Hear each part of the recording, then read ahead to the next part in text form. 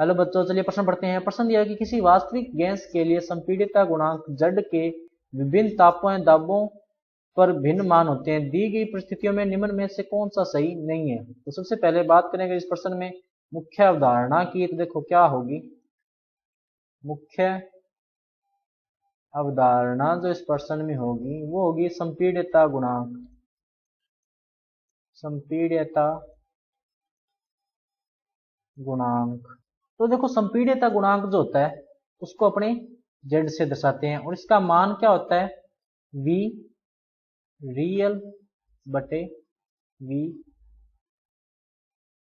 Ideal, यानी कि वास्तविक गैस वास्तविक आयतन बटे जो आदर्श आयतन है उसके जो अनुपात होता है वो क्या कहलाता है संपीड़ित गुणांक। अब देखो जब दाब बहुत कम होगा, दाब क्या होगा बहुत कम होगा, तो रियल आयतन जो है वो क्या होगा बहुत ज्यादा होगा और वी आइडल भी क्या होगा बहुत ज्यादा होगा। इसका मतलब जेड का मान क्या होगा 1 से कम।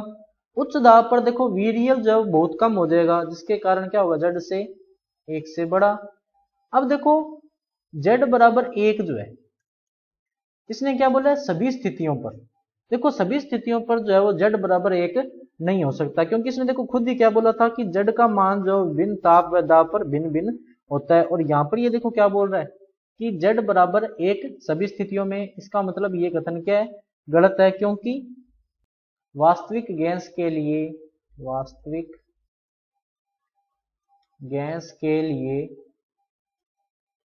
जेड यानी संपीड़ितता गुणांक का मान ताप व दाब में परिवर्तन करने पर ताप व दाब में परिवर्तन करने पर परिवर्तित हो जाता है। तो सभी स्थितियों में जेड का मान जो 1 नहीं हो सकता है। और इसने यही तो पूछा था कि कौन सा सही नहीं है, तो कौन सा सही नहीं है विकल्प नंबर सी। तो बच्चों ये था आपका उत्तर। मैं आशा करता हूँ आपको समझ में आया होगा। धन्यवाद।